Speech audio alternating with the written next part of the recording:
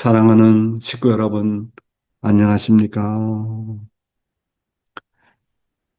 오늘의 생활 원리 시간은 제2의 5대 특성, 그리고 생명의 말씀 시간에는 평화 혼경에서 강조하는 네 가지 내용, 이런 내용을 가지고 말씀을 드리고자 합니다. 오늘의 생활 원리는 다른 챕터인데요.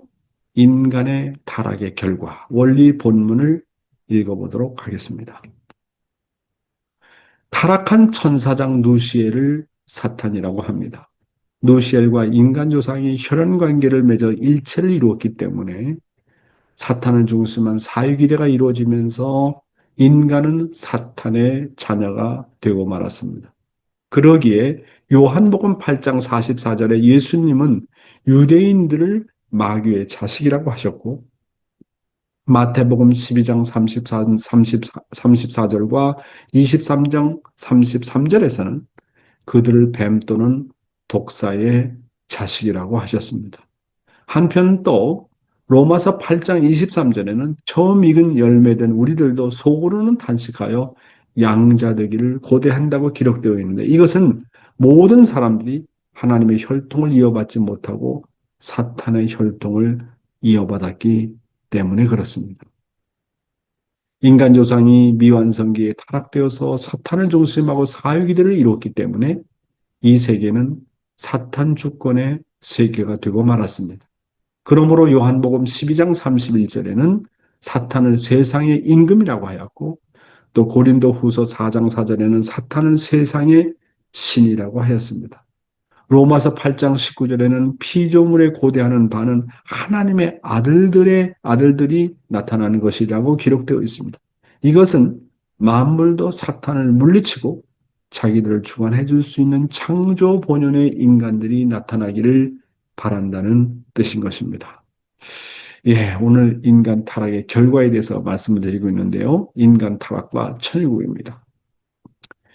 여러분, 중심이 어떤 중심이든, 그 중심이 하나님이든 그 중심이 사탄이든 일단 사유기대를 이루면 정착하게 됩니다.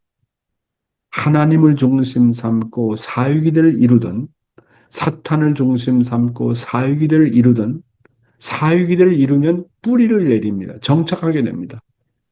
만약 아담 가정에서 자녀가 없었다면 일대에 끝나버리고 말기에 정착할 수 없습니다. 그래서 사유기대가 무서운 겁니다. 자녀를 통해서 죄가 번식하게 되는 것입니다. 하나님을 중심 삼고 사유기대를 이루면 하나님을 중심한 선의 혈통이 번식되지만, 사탄을 중심한 사유기대는 죄가 번식되는 것입니다.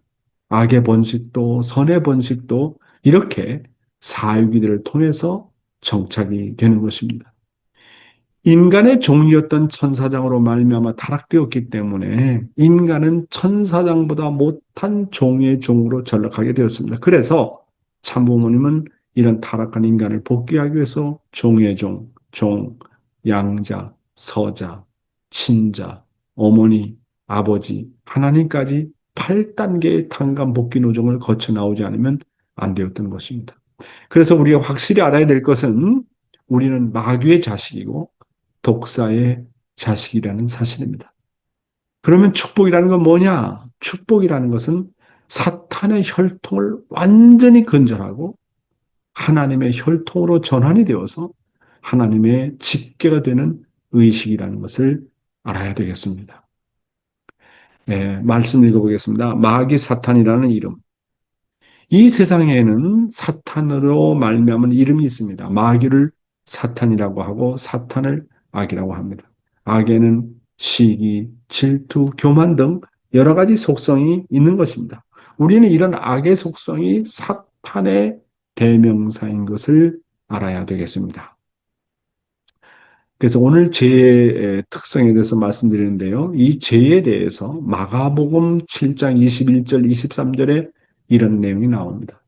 속에서 곧 사람의 마음에서 나오는 것은 악한 생각, 곧 음란과 도둑질과 살인과 간음과 탐욕과 악독과 속임과 음탕과 질투와 비방과 교만과 우매함이니 이 모든 악한 것이 다 속에서 나와서 사람을 더럽게 하느니라.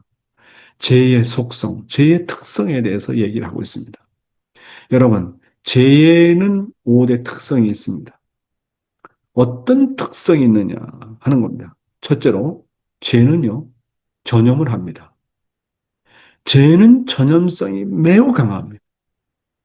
아담 한 사람의 죄가 온 인류에게 전가가 됐고, 죄는 주변 사람들을 쉽게 오염시키지 않습니까? 죄는 반드시 전염합니다. 유전을 통해서 계속 내려옵니다. 이게 죄의 특성입니다.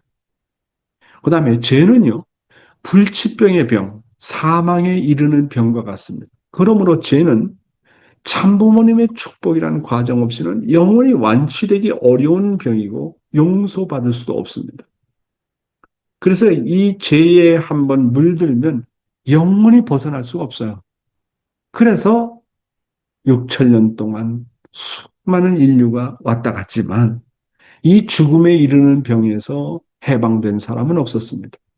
그래서 이 타락한 인간이 이 죽음에 이르는 병에서 해방을 시키기 위해서 결국은 원죄가 없는 참된 혈통과 생명과 사랑을 가진 메시아를 이 땅에 보내가지고 그 메시아가 축복이라는 내용을 타락한 인간들에게 이렇게 주었기 때문에 그 축복이라는 과정을 통해서 타락의 인연과 완전히 근절하고 이제 하나님의 혈통으로 전환이 되는 것입니다.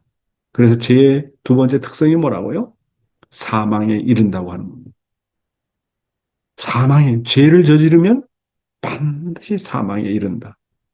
세 번째 특성은 뭐냐면 죄는 고리의 빛과 같다. 죄는 빛처럼 갚지 않으면 견딜 수가 없고 고리의 이자처럼 불어나듯이 죄를 용서받지 못하면 다른 죄까지 불러온다고 하는 거예요. 참, 그러니까 죄를 저지르면 어떻게 된다고요? 거기에는 반드시 거기에 따르는 대가를 지불하지 않으면 안 됩니다. 네 번째로, 죄는 족쇄와 같다. 법을 어기면 벌을 받아야 되는 것처럼 죄를 범하면 반드시 그에 따르는 대가를 치러야 되며 심판으로부터 벗어날 수 없습니다. 그러니까 죄를 저지르면 반드시 대가를 지불해야 돼요. 이게 죄의 특성입니다. 그 다음에 다섯 번째 죄의 특성은 뭐냐면 죄는 한 번 죄를 저지르면 사탄의 노예가 됩니다. 죄를 진 모든 인간은 그래서 사탄의 노예로 살아갈 수밖에 없다고 하는 거. 여러분, 이 죄의 5대 특성을 우리가 정말 잘 알고 죄를 저지르지 말아야 돼요. 죄를 한번 저지르면 어떻게 된다고요? 대가를 반드시 지불해야 돼요. 어떤 죄든. 두 번째, 영원히 사탄의 노예가 됩니다. 벗어날 수가 없어요. 오직 이 죄에서 해방시킬 수 있는 존재는 메시아밖에 없어요. 그래서 타락한 인간은 메시아를 만나지 않으면 구원을 받을 길이 없어요. 인간 스스로는 안 됩니다. 그렇잖아요? 제 아버님 말씀 한번 보겠습니다. 사탄을 굴복시키는 자녀를 보고 싶어 하시는 하나님. 하나님께서 갖은 곡조를 거치시면서도 싸워 나오시는 목적은 무엇인가? 잃어버린 아들, 딸을 찾아 세워 사탄 앞에 자랑하기 위해서입니다. 천사장 루시엘이 인간 앞에 자연 굴복해서 그들의 심부름을 하도록 하셨습니다. 그런데 오히려 인간이 천사장 루시엘에게 유린당하는 입장에 처해 있으니 하나님은 그러한 인간들이 하나님의 사랑에 접하는 순간 사탄 마귀의 대장인 루시엘도 손을 들어 영원히 승리의 왕자로다 하면서 인간의 머리 숙여 항복하는 모습을 보고 싶어 하는 것입니다. 사랑하는 식구 여러분, 하나님께서는 갖은 곡절을 거치시면서 싸워 나오신 목적이 무엇이라고 말씀하고 있습니까? 그것은 잃어버린 아들, 딸을 찾아 세워가지고 사탄 앞에 정말로 자랑하기 위해서다. 이렇게 말씀하고 있습니다. 하나님은 인간의 사탄을 굴복시켜서 사탄 마귀의 대장인 루시엘이 손을 들어가지고 야, 당신이야말로 영원한 승리의 왕자로다 하면서 인간에게 머리 숙여서 항복하는 모습을 보고 싶어 하신다는 것입니다. 하나님의 소원은 우리가 비록 타락한 인간이지만 사탄 앞에 이긴 자녀를 한번 보고 싶어 하시는 것입니다. 메시아는 완전한 인간으로 오시는 분이라 사탄과 싸워서 승리할 수 있는 인물이라고 하더라도 타락한 인간 가운데는 아담과 해와가 타락한 역사 이래 사탄과 싸워서 승리한 자가 단 한 명도 없었습니다. 그런데 만약 타락한 인간들 가운데 사탄한테 사탄과 싸워서 이긴 자녀가 나온다면 하나님이 기뻐서 눈물을 흘리시면서 메시아가 승리한 것보다 더 기뻐할 것이 아니겠느냐 하는 것입니다. 여러분도 사탄과 싸워서 한번 승리해 보고 싶지 않습니까? 청소년 시절에 축복까지 순결을 지키는 자가 있다면 아버님께서 말씀하셨습니다. 하나님이 뭐라고 칭찬하느냐 하면 너는 아담 해와보다 훌륭한 사람이다 이렇게 칭찬하신답니다. 하나님은 자기 자신을 이기는 자를 제일 기뻐하십니다. 그런 사람이 효자입니다. 하나님은 지금까지 사탄을 굴복시키는 자녀를 얼마나 보고 싶어 하셨는지 아십니까? 하나님은 6천년 동안을 그런 자녀를 기다려 오셨다. 이렇게 아버님은 말씀하고 있습니다. 오늘의 생명의 말씀은 평화훈경에서 강조하는 네 가지 내용에 대해서 언급하고자 합니다. 본문의 내용을 보겠습니다. 선과 그리고 영과 육의 교차로에 있는 인간. 구약과 신약 성경의 말씀을 보면 많은 내용이 비유로 되어 있습니다. 그러나 참 아버님의 말씀은 상징과 비유 없이 사실 그대로 우리에게 내려주셨습니다. 비사로 되어 있는 성경 말씀은 각자 해석에 따라서 충돌할 가능성이 많습니다.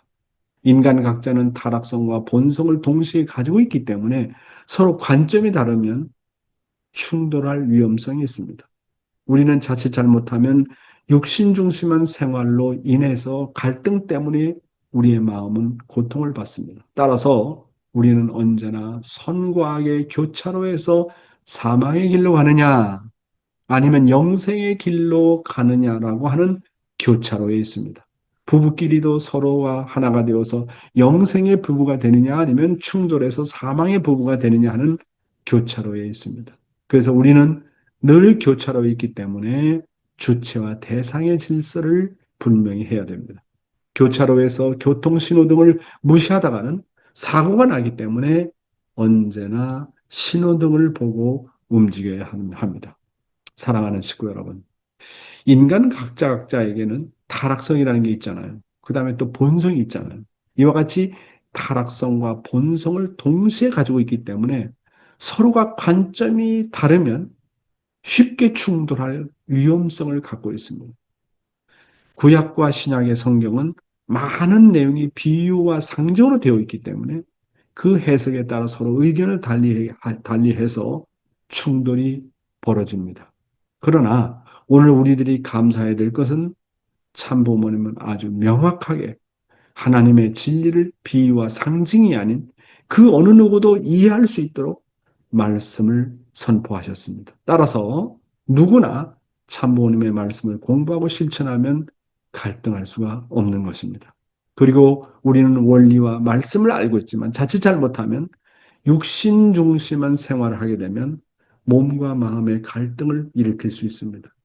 우리 타락한 인간은 언제나 선과 악의 교차로에 있다는 것을 잊어서는 안 된다고 하는 것입니다. 사망의 길로 가느냐 아니면 영생의 길로 가느냐 하는 교차로에서 그 선택은 오직 우리의 인간 책임 분담인 것입니다. 부부끼리도 서로 하나가 되어서 영생의 부부가 되느냐 아니면 충돌해서 사망의 부부가 되느냐 하는 교차로에 있습니다. 교차로에 있는 우리 타락한 인간이 사고를 면하기 위해서는 교통신호를 잘 지켜야 된다고 하는 것입니다. 교통신호등을 무시하면 반드시 사고가 나게 되어 있지 않습니까? 인간은 선과 악, 그리고 영과 육의 교차로에 있기 때문에 주체와 대상의 질서를 분명히 하고 주체를 중심 삼고 살아야 되는 것입니다.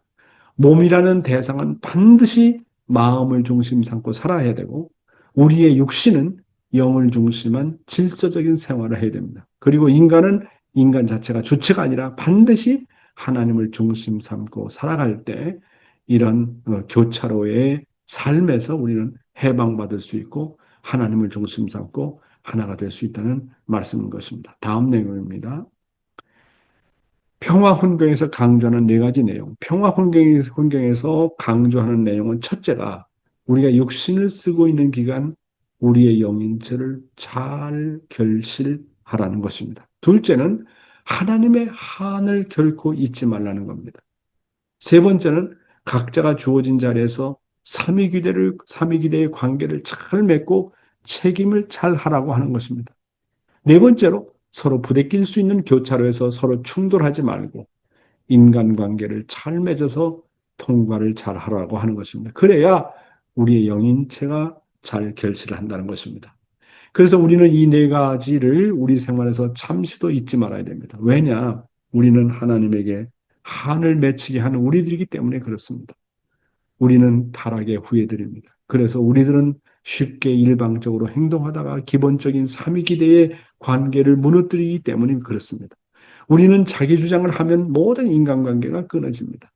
자기를 주장하고 자기 중심하고 나가는데 안 끊어질 사람이 없습니다. 예, 평화 훈경에서 강조하는 네 가지 내용이 뭐라고요? 첫 번째가 뭐라고요?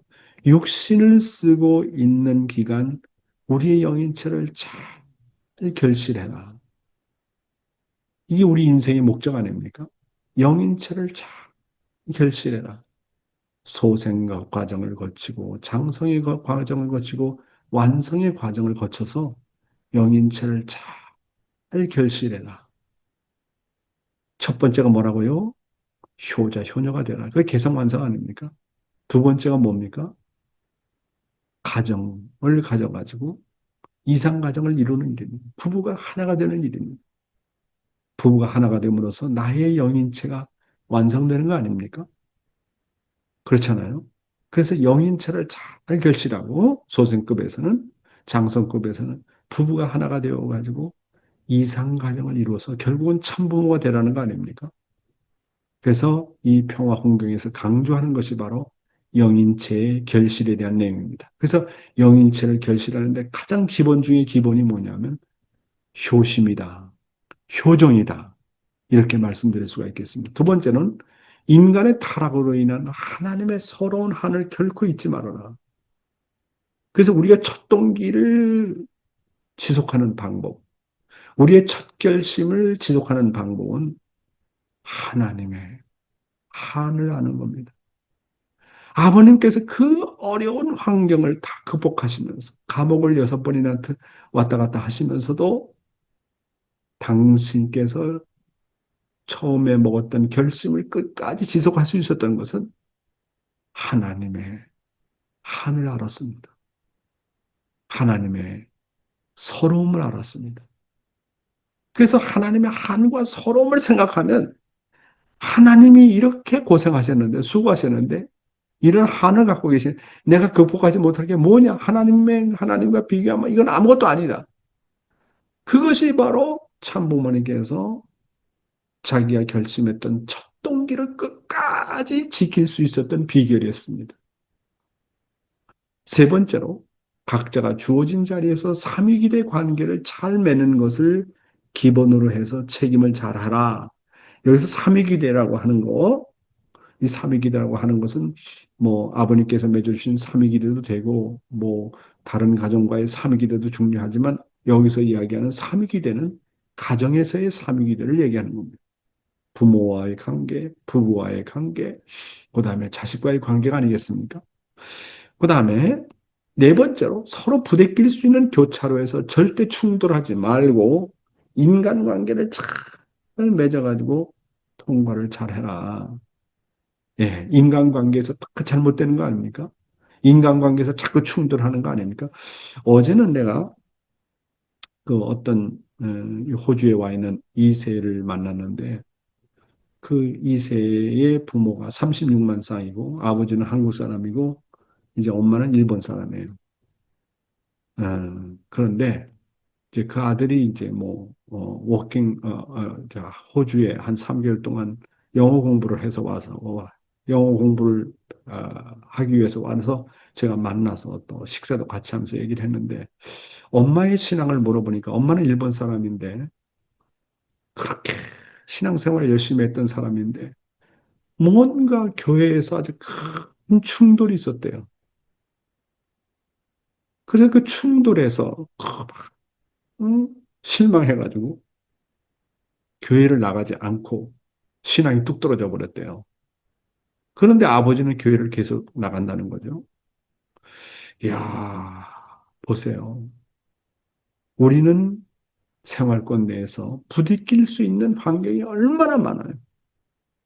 교회 가도 부딪히고, 가인과 아벨과의 관계에서도 부딪히고, 부부 관계에서도 부딪히고, 자식과의 관계도 부딪히고, 타락한 인간은 어디 가든지 부딪힐 수 있는 환경 가운데 살고 있지 않습니까? 그러니까 이 인간관계를 잘 통과해야 돼요. 거기에서 부대껴가지고 좌절하거나 신앙을 그만두거나 그렇게 하면 안 되는 거예요. 예, 우리는 하나님에게 한을 맺히게 한 타락의 후예들이기 때문에 서로 충돌할 수 있는 타락성의 피를 가지고 있습니다. 타락성의 피를 가진 사람은요, 어딘가나 부대낍니다. 제대로 제대로 스무스하게 가는 곳이 없어요. 타락한 인간들은 다 그래요. 그러므로 일방적으로 자기를 중심하고 행동하지 말라는 거예요. 일방적으로 행동하면 기본적인 삼위기대의 관계가 무너뜨려지는 겁니다. 여기서 삼위기대라는 것은 부모와 나와의 관계, 그 다음에 부부의 관계, 남편과 아내와 관계, 그 다음에 자식과의 관계를 이 삼위기대 관계라고 얘기하는 겁니다. 그래서 인간은 누구나 다 그렇기 때문에 자기 주장을 하면 모든 인간관계가 끊어집니다. 그러니까 절대로 가정에서 이 삼위기대의 관계를 맺으려면 자기 주장을 하면 안 돼요. 상대방을 먼저 생각해야 돼요. 그러면 인간관계가 회복이 됩니다. 가정에서나 사회에서나 기본적으로 화목이 그 중심이라는 거. 화목하려면 자기를 주장하면 안 돼요. 소금이 물에 들어가면 없어지잖아요. 근데 짠맛을 나는 것처럼 자기는 없어지지만 짠맛을 낼 수 있는 그런 화목의 중심이 되어야 된다는 말씀입니다. 다음 내용입니다. 신앙생활의 안정과 심정의 발판. 우리의 신앙생활이 안정이 되는 심정의 발판을 만들려면 삼위기대를 잘 맺어야 됩니다. 가정에서의 삼위기대는 나의 부모와 나의 배우자와 그리고 나의 자녀입니다. 타락이란 이 삼위기대의 관계가 끊어진 것입니다. 사탄이 이 삼위기대의 관계를 끊어놓았습니다. 이 삼위기대의 관계에서 서로가 자기 주장을 하면 관계가 끊어집니다.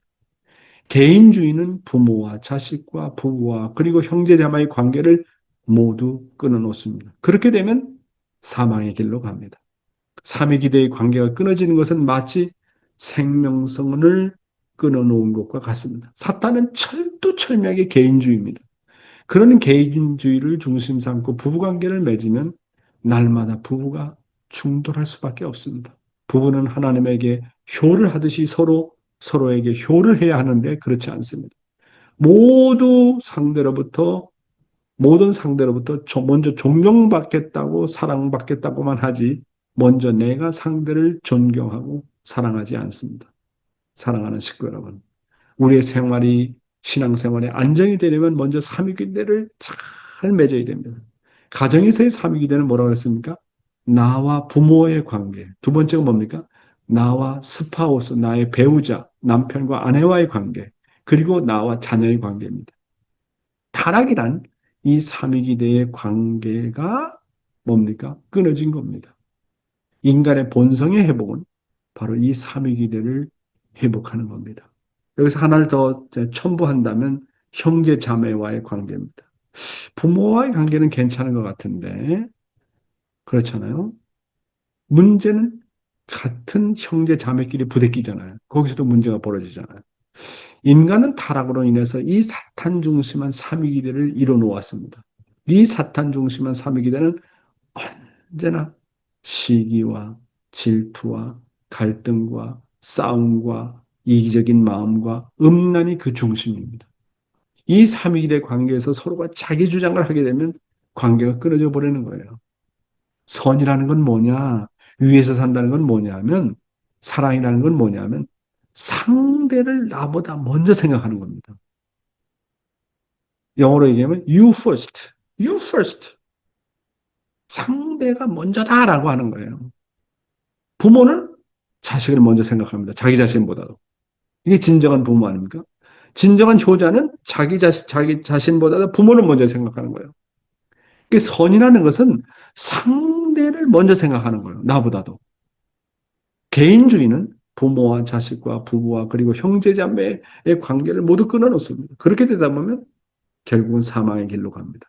삼위기대의 관계가 끊어지는 것은 마치 생명선을 끊어놓는 것과 같습니다. 그러므로 하나님과의 관계는 생명선입니다.